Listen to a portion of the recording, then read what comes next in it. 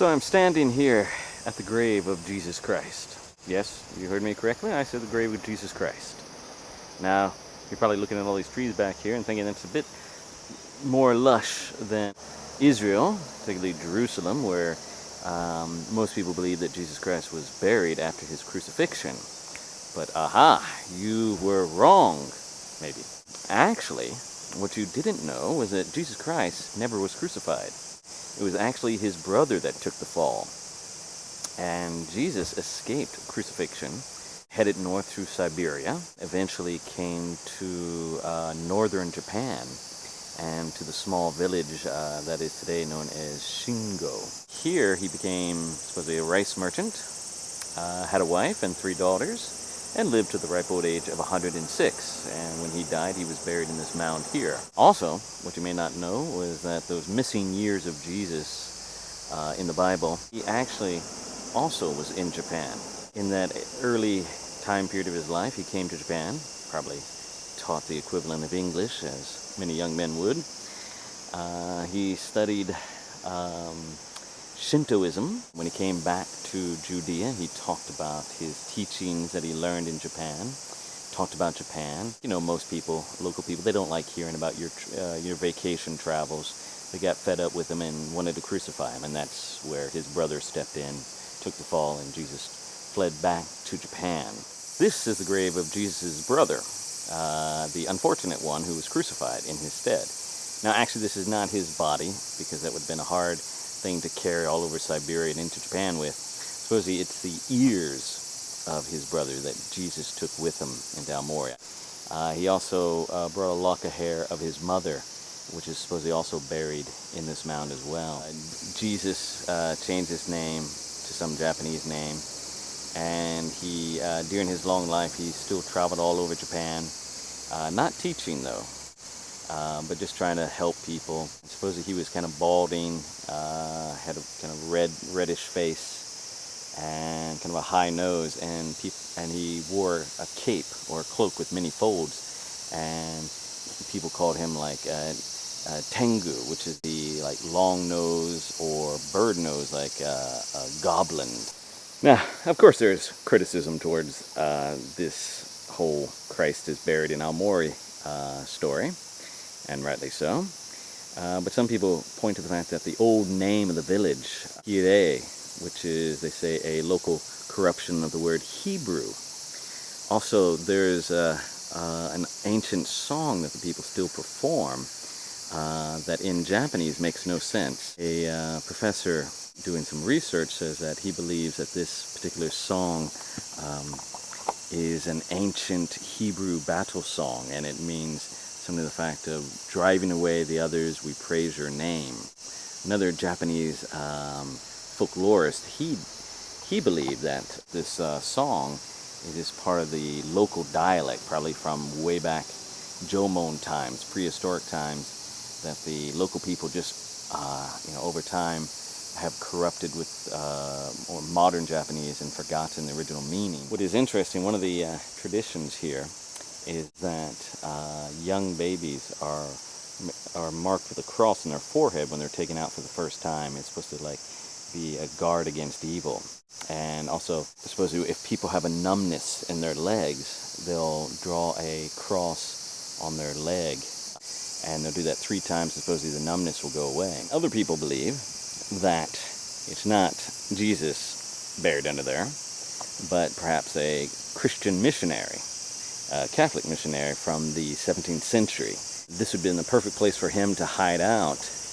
You see, in the mid-17th century, all forms of Christianity were prohibited, and any missionary was prohibited on pain of death of coming in Japan. But there's probably still some that stayed in Japan, hidden in small rural villages like this up here in Aomori. However, though, you would think there would be more Latin rather than that Hebrewish type of song they have. Another theory I heard was that perhaps it was somewhere during the time of Christ, but not Christ himself, but that it might have been someone during Roman time who came here, and it might have been again someone from Israel, thus the Hebrew connection there. Now, if you're wondering where I'm getting all this stuff about him being 106 years old and traveling around Japan with a cape, this was all discovered in 1935 or 36. This document that had been, I guess, saved, passed down in one family, is known as Christ's Will. And he wrote down what had happened to him in his life in Japan. One of the things that I saw here, it said that when he came to Japan the first time and he learned about the literature, the language, and also the writing. Now that's where I kind of go, I wasn't aware Japan had a written language until about the 5th or 6th century. Now maybe a little bit more darker, sinister look at it.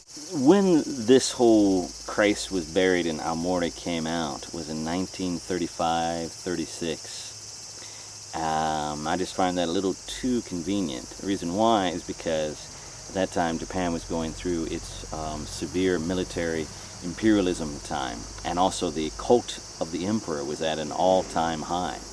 Now sure, the idea of the emperor being divine had gone way, way, way back in time, but it never had this type of fanaticism that it had by the time of the 30s and up until mid-40s. All of that was due to the education system, the people that were behind the emperor.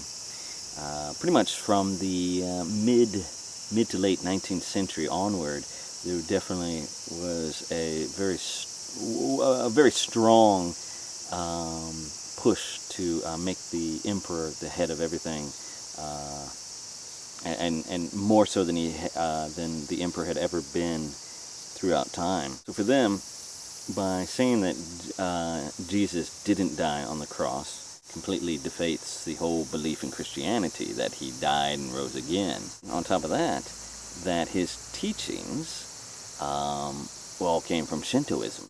So it's like a double whammy. It says that Christ was basically teaching Shintoism. You could see it as kind of a little bit of a religious conspiracy. It was one religion trying to trump another one by saying, your God actually was preaching what our religion said. And guess what? He didn't die, wasn't resurrected. He actually came to Japan and stopped teaching because he respected Japanese tradition and culture. And he died here and was buried. So, now there's no doubt that there is something to this story. I doubt it being Jesus. Someone could have come in this area during Roman times. Now it is interesting, the family here, Sawaguchi, their family crest almost kind of resembles the Star of David. So that's a little interesting fact. So you got that, like the Star of David, this Hebrew song, the making of crosses on babies' foreheads and on their bodies sometimes, does lend something of an air of truth.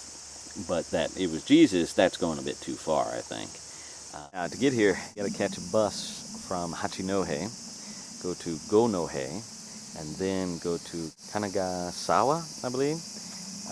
That bus, basically get off at the last stop, and then you can catch like a little free shuttle bus. They have a museum here with a few little items. And of course, up on the hillside, you have the grave of Jesus Christ. Maybe.